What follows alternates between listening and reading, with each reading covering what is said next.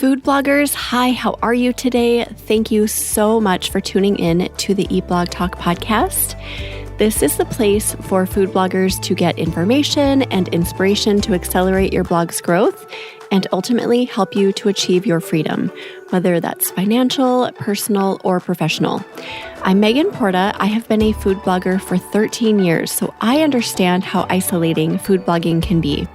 I'm on a mission to motivate, inspire, and most importantly, let each and every food blogger, including you, know that you are heard and supported. You are going to want to download our bonus supercut that gives you all the information you need to grow your Instagram account. Go to eatblogtalk.com/Insta growth to download today. A couple important topics touched on in this episode. Number one, do you have a dad in your life, whether it's a spouse or your own dad, or maybe a son who's a dad who could use a little bit of support being a dad to a girl? If so, listen to this episode. Madeline Anderson, founder of Girl Dad Network, has your back with this.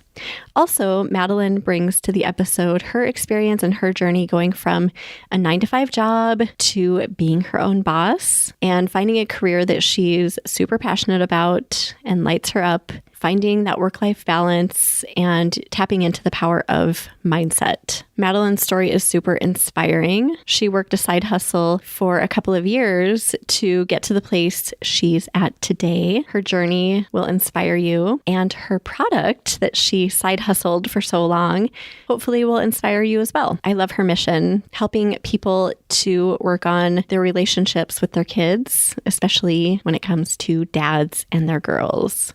It is episode number 636. I hope you enjoy. Maybe you are eager to join one of the Eat Blog Talk mastermind groups, but not quite ready to make the full investment. The Eat Blog Talk accountability group could be the perfect solution for you. For just $34 a month, you will be part of a supportive community that offers weekly accountability check-ins, a private Slack channel, live productivity sessions, and monthly Zoom calls with fellow bloggers and me, Megan Porta. We are here to help you stay on track, stay motivated, and connected as you build your brand and work towards your big blogging goals. If you are ready to move forward without the pressure of a huge commitment, visit eatblogtalk.com/focus and claim your spot today. Madeline is the author of Girl Dad and founder of Girl Dad Network. She was born and raised in Southern California and graduated from the University of California, Los Angeles with a degree in business economics. She believes we should all leave the world a better place than we found it, which is why she created and advocates for Girl Dad Network. Madeline, welcome to the podcast. Thank you so much for being here. Thank you, Megan. I'm so excited to be here. Yay. I can't wait to talk about your story. I think it's so inspiring, and I think it's going to inspire my listeners. But before we get to that, do you have a fun fact to share with us? Yes, I have two, actually. My first fun fact is that my mom was my fourth grade teacher. Oh, and cool.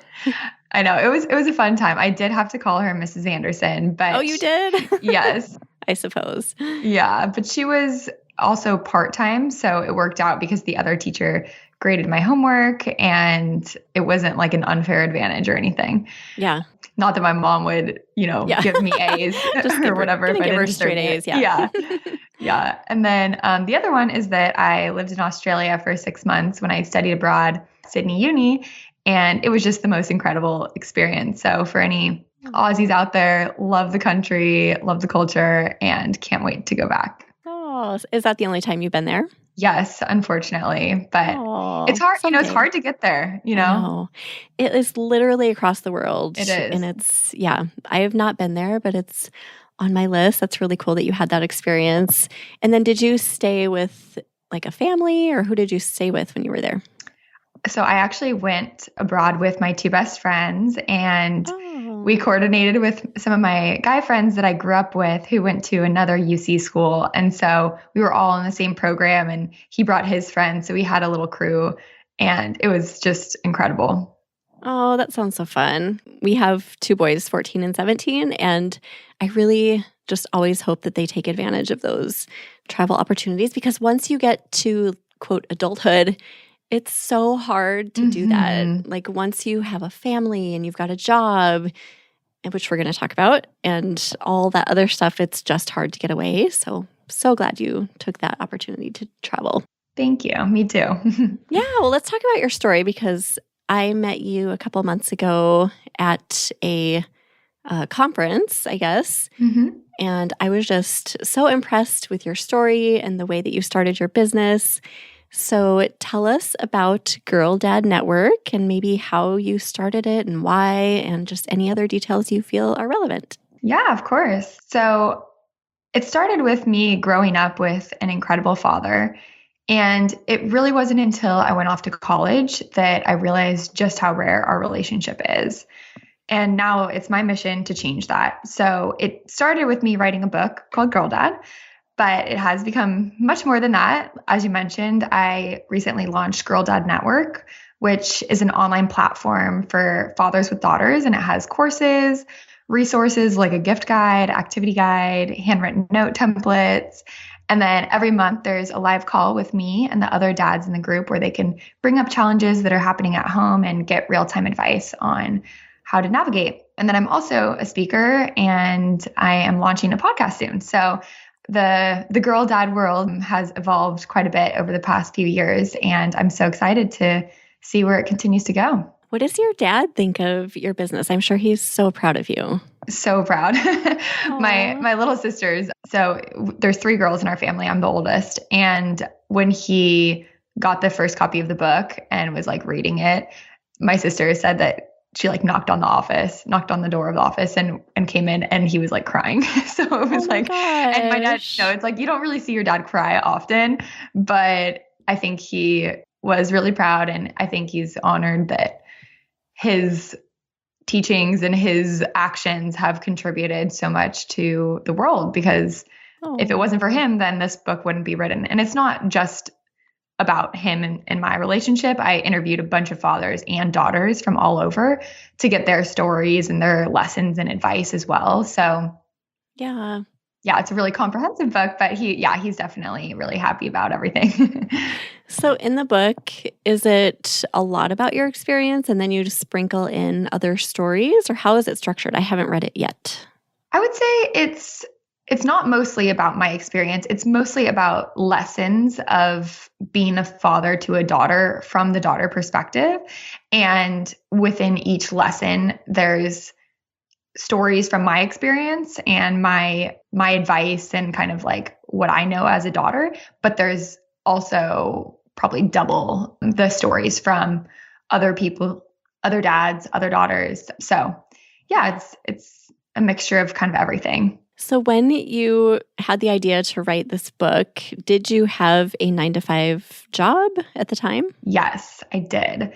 So I was working in finance. I went there right after college, graduated from UCLA, and it was kind of like my dream. So I had gotten the internship. I had, done really well in the internship, gotten the full-time offer, was super excited. And honestly, I had a great experience. But after about 2.5 years, COVID hit. And that's when I really started to question, what I was doing. Is it the right move for me? So I was in my bedroom running, analyses and I was reflecting on why I was in the position I was in, and is this really what I wanted to do with my life? And I determined that really no, I loved math and I loved people. And so I thought going into finance was a perfect blend of the two. And it was while I was there, but when I was in my bedroom during COVID, I realized that that's not really specific to finance. So what I did actually is I wrote down on a piece of paper everything that I liked about my job, everything that I didn't like about my job. And then I wrote about what skills I have, what I think I'm good at, and then what things that I don't think I'm very good at. And I took a good look at it, and I realized that everything that I wrote in this quadrant about why I loved my job had nothing to do with finance. It was all about, the people, the relationships, helping others. And it was like, okay, if I like math this much, I can, do math on a Saturday if I really want to. Like, I don't need to make this my full-time career. So that's when I started having these thoughts. And it was around that time that I also was feeling a lack of creativity. And I didn't realize that was a muscle that I needed to work on, because I think there's always been aspects throughout my life where I've been able to be creative, but I was really not using that side of me, and I wanted to. And it was actually just a random day. I was driving down the street and a thought popped into my head that said, you should write a book called Girl Dad. And so I called my dad right away and we had a really good chat about it. He was super excited. He was like, oh, you got to put in this story and talk about this. And so that's when I decided to write Girl Dad. But I did not quit my 9 to 5 to write the book. I wrote about it, or I wrote the book in my free time. And we can talk more about that. But yeah, that's kind of, I feel like I've been talking for an hour, so I'll take a pause. But I think that's really just the like background as to where it came from and my 9 to 5 experience. I love that the thought came to you as you were just driving. I think that happens so much where like we're in the shower or doing something that is not engaging our brain, and those kind of intuitive thoughts come into our heads. I remember you telling me this when I met you in Los Angeles. You said, yeah, just the same thing. Like, oh, I have to get started on Girl Dad. And you're like, wait, what's Girl Dad? It was like coming from a higher place beyond yourself, which is the coolest thing. And you just knew to listen up. Yeah, I think we were talking about too how later or recently, I guess, I read Rick Rubin's book, The Creative Act, A Way of Being.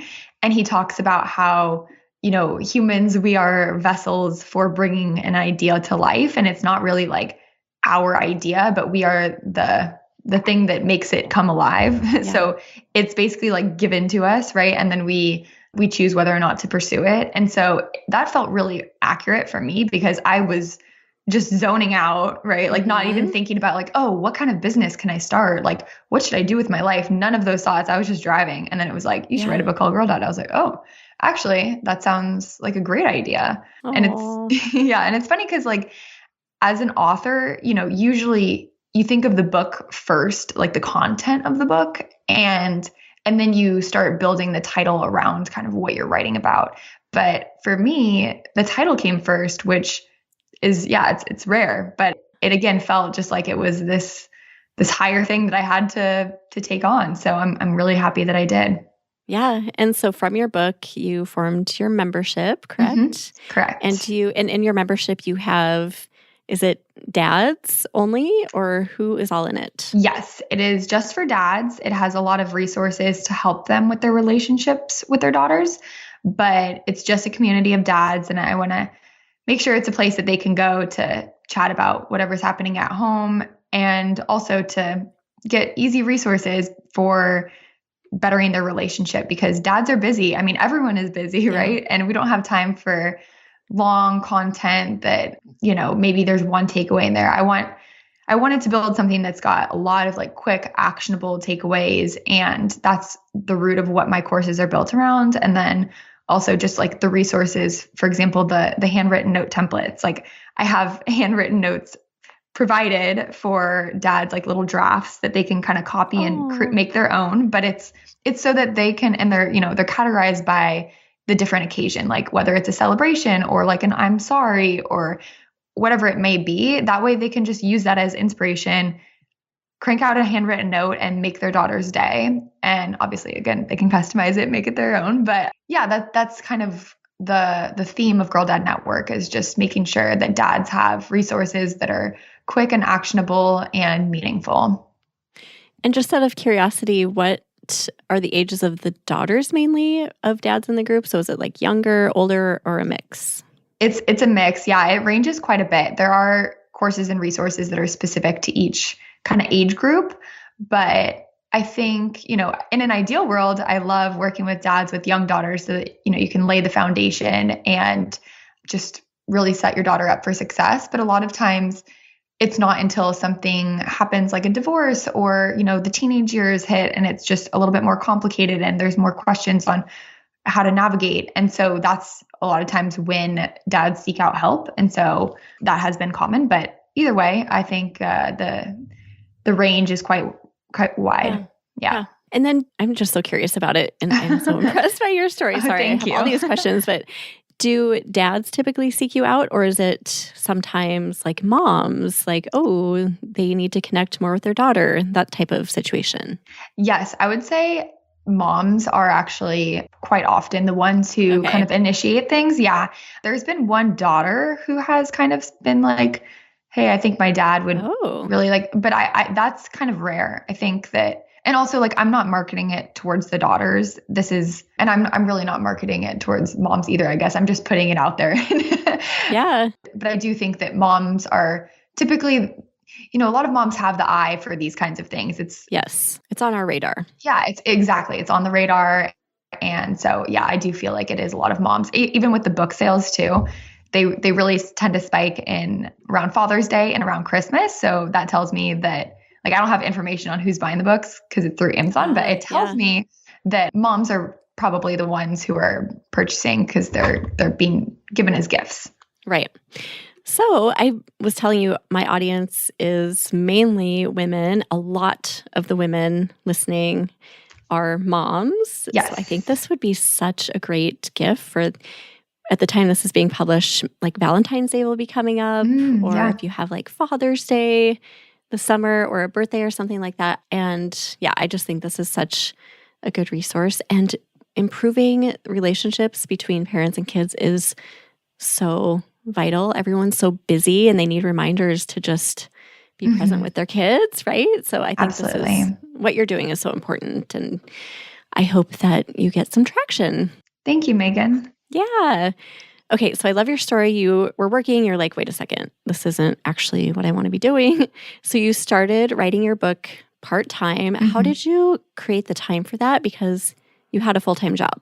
Right. It's funny. I actually would just go to a coffee shop every Saturday and every Saturday that I was in town, and I did travel quite a bit too. So I would just work there for a few hours, and it was more of a passion because it was something that I just wanted to do. I didn't even think of it as like side hustle or a part-time job at all. It was more just like, I'm doing this for fun. And so after about 2 years, I looked and I realized, oh my gosh, I have a book here. And that's kind of, how it came to be. And sometimes I would work, after work if I had the energy and the creative juices, but it was hard after a demanding day to kind of switch categories and use your creative side. I feel like for me, at least, what I've realized is that my creativity and my writing is best in the morning. And everyone, I think, just needs to kind of go through those trials and figure out what time is right for them because everybody is so different and our brains are all wired differently. So yeah, the weekends were my sweet spot. And I made it kind of like a treat, for me to go outside. I was living in Santa Monica at the time. It was sunny out and I would sit at the cafe, get a little matcha and just crank away. And I felt really good about it. And so it was like positive reinforcement every week. And I was watching this grow and build. And so I think that, when it comes to doing something part-time while you have a 9 to 5, it is important to find what works for you and to make sure that it's something that's motivating and not feeling like a daunting task. And if it does feel that way, I would really encourage yourself to, reconsider like why you're doing this and is this the right thing for you? Because I think there's a lot of pressure these days to like quit your 9 to 5 and work for yourself. And it's like, it's becoming the new thing, right? Especially for my generation, Gen Z, like everybody wants to be their own boss. Nobody wants to do a 9 to 5.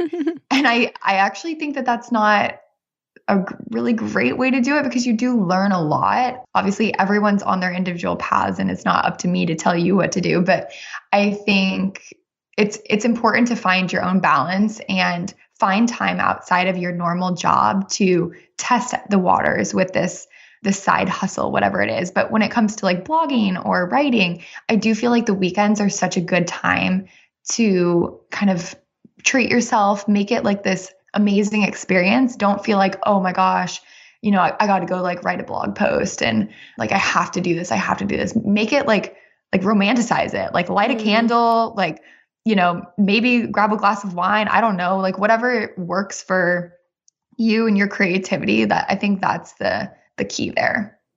I've even heard of people taking like a night in a hotel room if you have a family and you just need to get away from your house, not need to get away, but like if you want to do something like this and just treating yourself to like a massage and then sitting in the hotel room and having a glass of wine or whatever. Like I love that because when you're at home, it does tend to be equated to work. At least for me, it's like, oh, I have to go to my meetings or my calls, or I have to go to the kitchen and take pictures of my food. And that is work. But somehow when you step away, it's fun, right? Right. Yeah. Do you have any other tips for that? Just making it fun? Because I know there are probably people listening who are like, I'm trying to do this side hustle, but it doesn't seem fun. It's still a lot of work. If they can't step away from home, do you have other tips for just incorporating fun into it? Well, I think, there's a lot of like music you can incorporate, like some jazz playlist or whatever makes you feel energized and happy. I think the candle is a nice thing, like getting into the senses, right? Like smell, noise, so visualization, sight. So if you're able to like go outside at all, I think that can be really nice. Obviously, when you're writing on your computer, it's a little tricky, especially if it's like really sunny out. But I think the other thing is just getting started and how you are setting your goals up for the day, because I have learned the hard way many, many times, and I still make this mistake where I like write this whole long to-do list and then I like get so overwhelmed, I just end up doing like house chores all day and distracting myself because I'm like, there's nothing that I can start on right now that's not going to take, a few hours, and I just don't have that in me right now. Rather than breaking things down into smaller tasks and also just focusing on spending like 10 minutes on something. Like if you say, okay, I'm just going to write for 10 minutes, that's not daunting. You can start it. And then all of a sudden you're going to get in your flow state and it'll be 2 hours and you're going to be like, wow, I'm so glad I did that. And you'll feel good afterwards. That's the thing, is like, if you're doing something that's right for you and something that brings you value and brings the world value, you'll feel good after you do it. It's just starting that's the hard part. So I think like really setting little goals for yourself and like romanticizing it, making it fun. Think about the impact that you're going to have.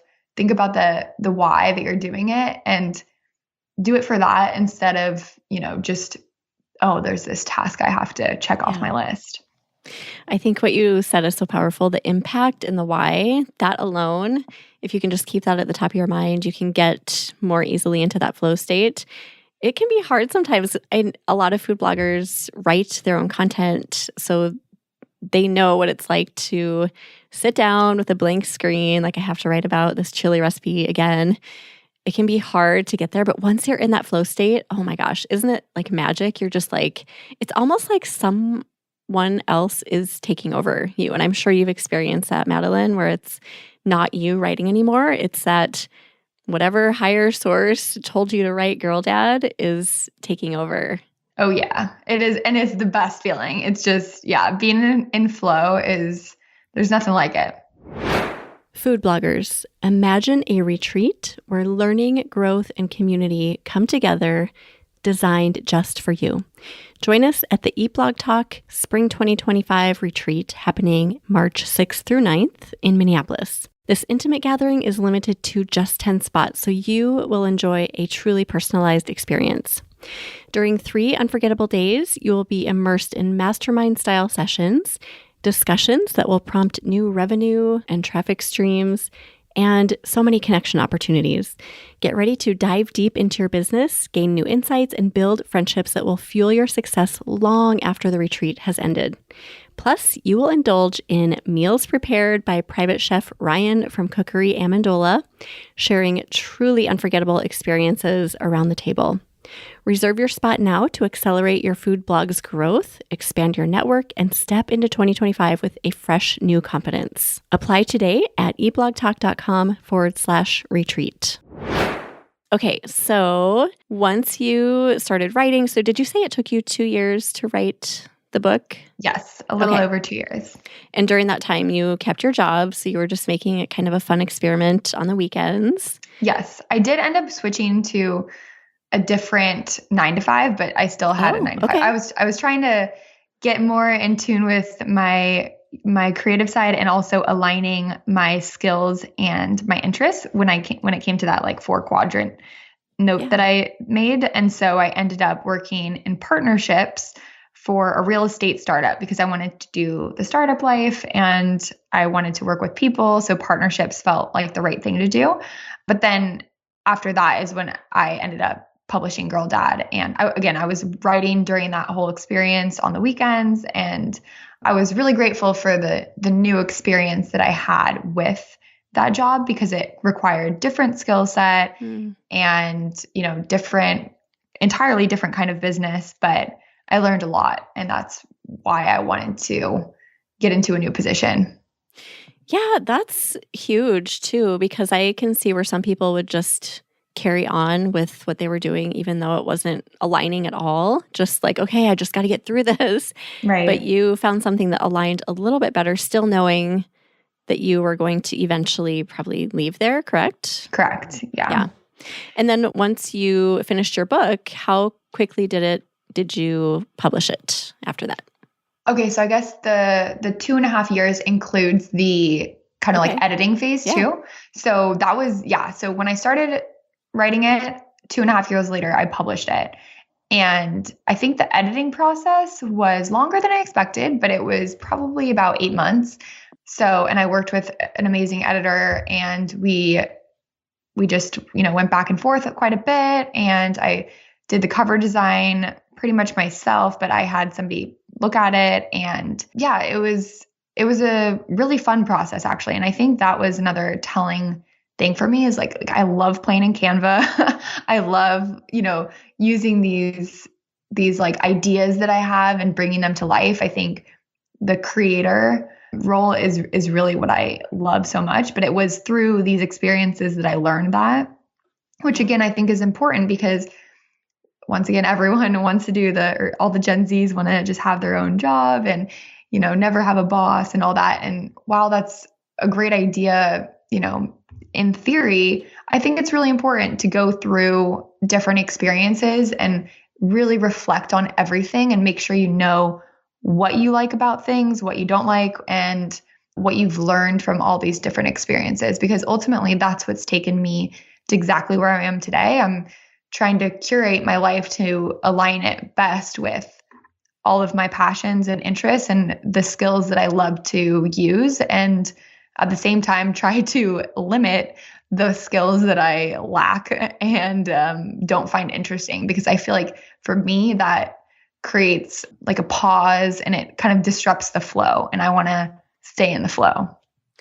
You are so self-aware and mature for your age. I cannot even believe, I would never have been able to articulate what you just said when I was your age, ever. Thank you. And I'm sure your dad has something to do with that, right? Like being raised the way you were, with a great dad and great support, probably set the stage for your success. And I do have a wonderful mother as well, which helps. Not to diminish the mother. Yes. Yes. No, it's always, I always feel bad for my mom because I'm like, girl, dad, but I'm like, Mom, you're so amazing. But thank you. I think that my parents had a lot to do with that for sure. Yeah. Because as I'm thinking about my kids, as they get, like somewhere around your age, I don't want them to go through some of the work experiences I've been through, but at the same time, it's probably good for them to go through that because they become aware like you are, like I needed this experience. I need to be here where I know what my skills are and where I, what I'm lacking and all of that. So as much as we want to protect our children, I think they do need to go through the grind sometimes. Mm-hmm. And here's a job I don't love. It's probably a good part of experiencing life as a young human. And then, your book got published and then you left your job right after that, or how did that align? Yes, I got laid off during. Oh, okay. Yeah. So during like a third round of layoffs at that partnership company. And that was another learning lesson for me. Absolutely. But my whole team essentially got dissolved. And so it was perfect timing. It was a month before I went to publish Girl Dad. And I was really not happy. I learned a lot of lessons in that job, but I did not enjoy a lot of what I was dealing with. And I think it was maybe causing some mental health issues, just feeling really, really down and anxious and all these things. And then when I got the call that I was being laid off, it was like the clouds had parted, the sun was shining, like, and I was like, wait, so I get paid to like be let go. And this is amazing, right? Because I think at the end of the day, like getting laid off is a really, really scary thing for a lot of people, right? But if you are confident in your life path and you know that things are going to work out, it's totally okay. It's part of it. And again, it's a learning experience. And sometimes you need it. Like I needed that to happen because I probably would have had to push back the launch. I probably would have been, half working on Girl Dad, half doing that.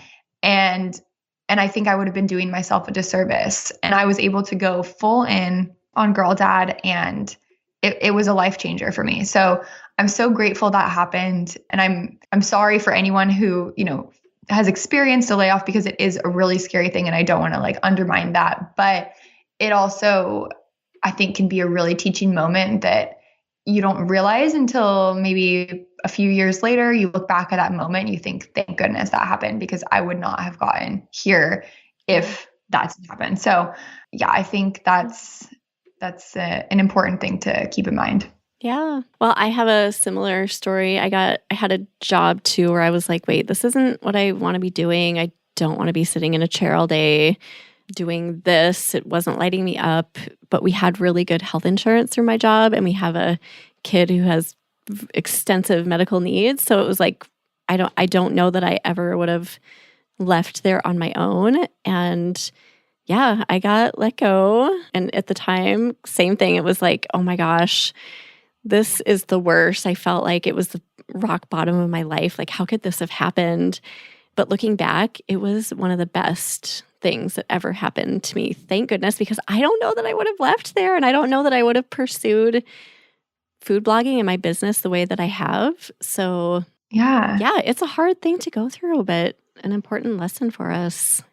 It is. Yeah. No, I love that inspiring story. And I'm glad that you were able to see the purpose later on. But when you're in the thick of it, it's really hard to see where you're at. But I always think about I visualize life paths as like actual paths. And it's like, anytime something like that happens, it makes me feel like, oh, I'm just at a fork in the road and the path is changing, but the grass is greener on the path that I'm going down now. And the other path could have been like destruction and all these things that were not positive, but you don't get to see that. You don't it's like cloudy vision, and you just kind of have to trust it and take the left turn or the right turn or whatever it may be. But that's life, right? It happens to all of us in very different ways. Being laid off is one of those forks in the road, but there's tons of them, and we just have to kind of embrace them and move forward. And then you can look back and learn.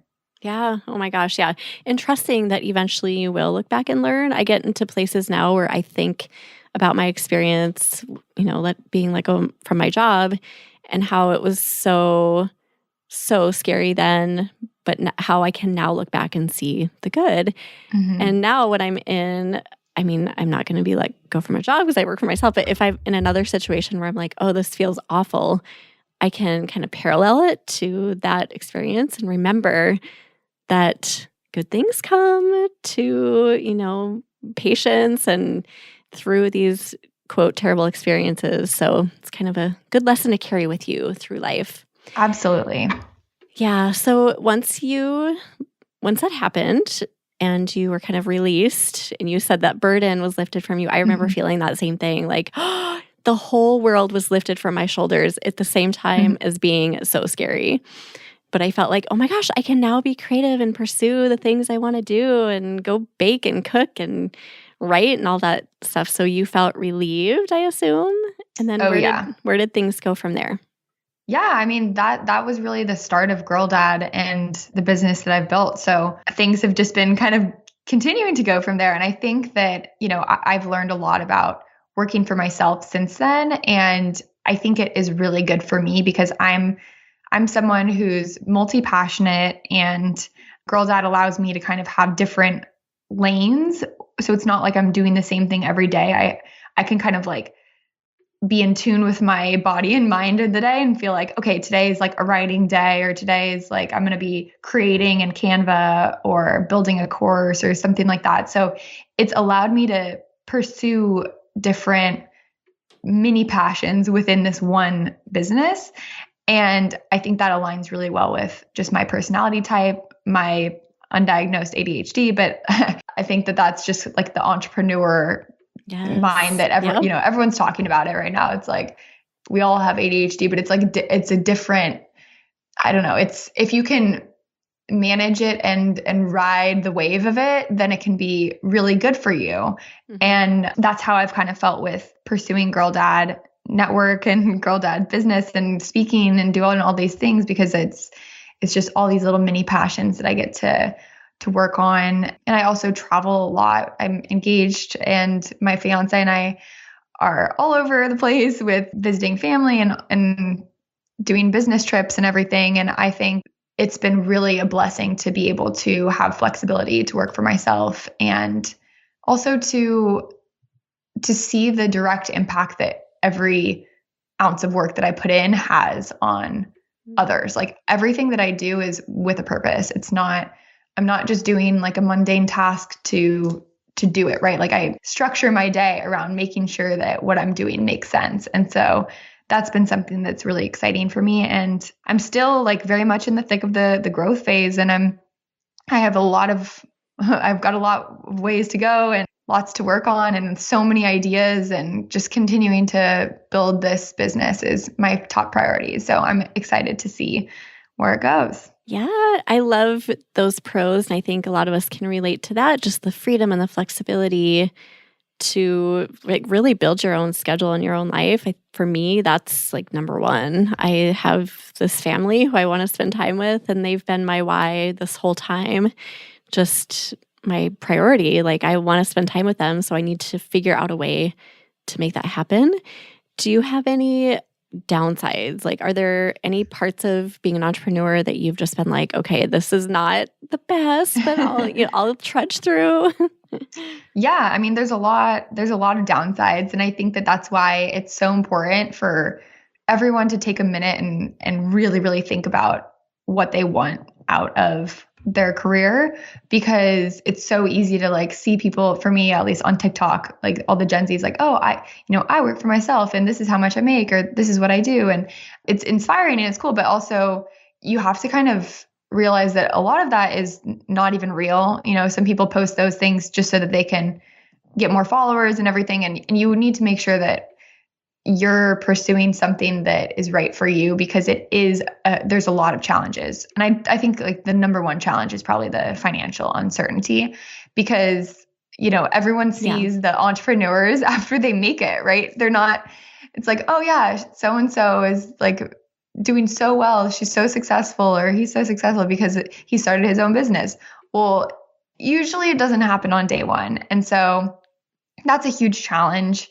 And, especially in the early stages, and also like, there's no insurance or like retirement. Like, so, you mentioned you were staying in your job for that reason. Like, I'm sure a lot of people can relate to that. And it is a scary thought. So there's a lot of uncertainty and risk. And then I think also there's this like romanticized like life that you'll get when you work for yourself, where, oh, so much freedom and flexibility, and you only have to work a little bit. But realistically, like most entrepreneurs work more than a 9 to 5. They work like a 6 to 10, or they work on the weekends, or they work any chance they get. And I think I can relate to that because I love to work. So for me, it works out. And I think that's another positive of my personality type and why I'm doing this. But for some people, like they really just want to have just the consistency of like going to work and then being done with work. And that's great. Like if that's something that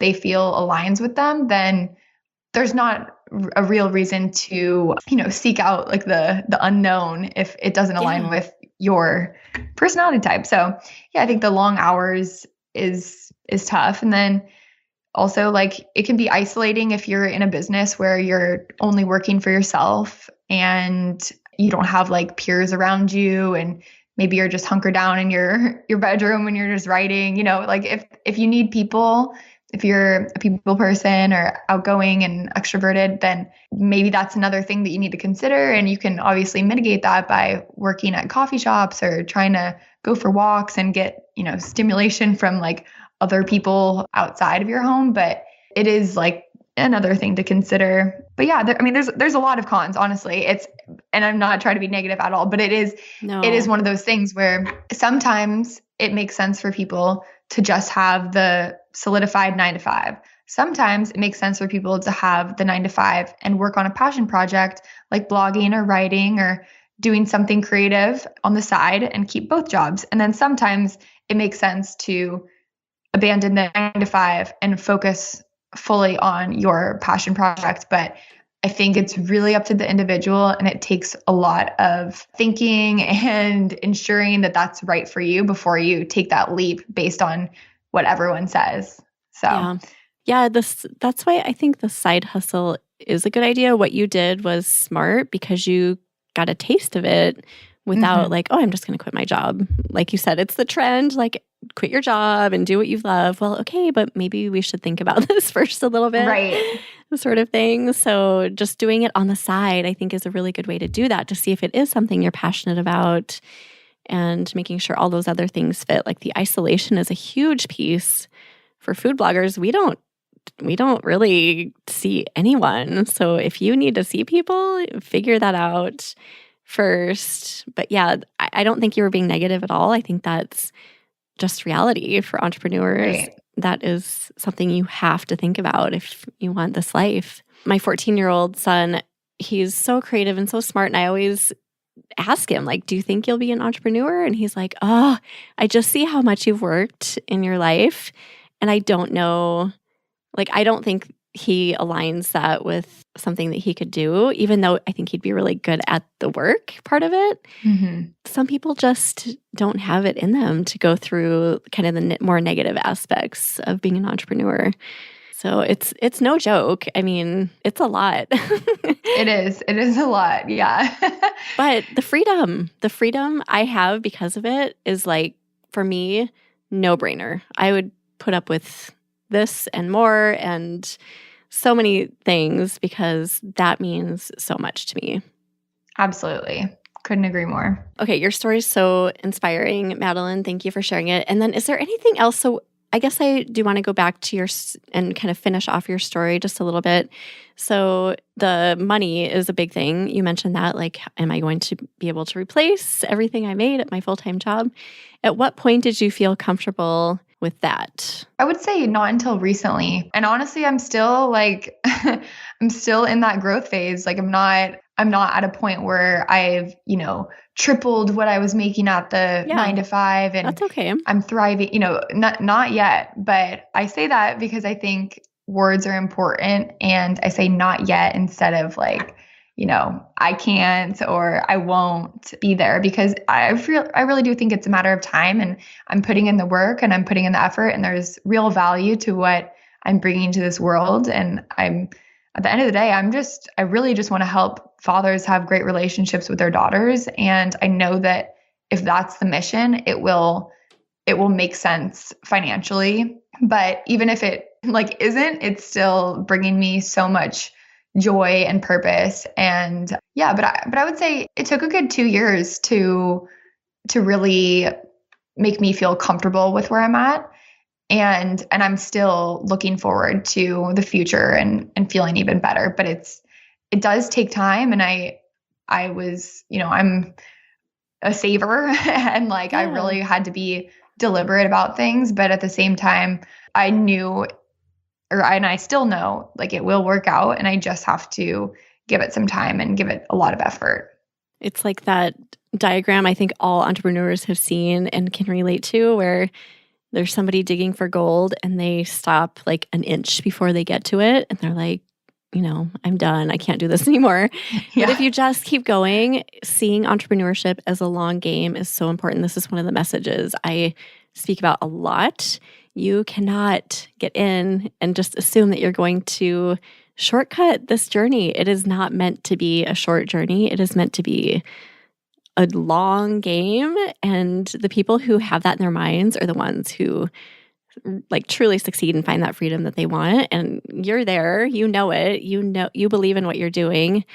And so many of my listeners do too. They know what they're doing is good and they're serving people, which is so great. But it's hard to do the thing over and over, day after day, week after week. But yeah, it's worth it in the end. Keep at it. You're doing great things in this world, Madeline. I love your book and your message, and you are improving the world. So thank you. Oh, thank you, Megan. That means a lot. No, it's really cool to see what you're doing. Do you have any last bits of advice for people who might be doing the side hustle? They're just feeling frazzled. It's a lot for them. Just any last words before we start saying goodbye? I think two things. One, I would say make sure you follow what lights you up, because I think passion is important when it comes to having a successful side hustle.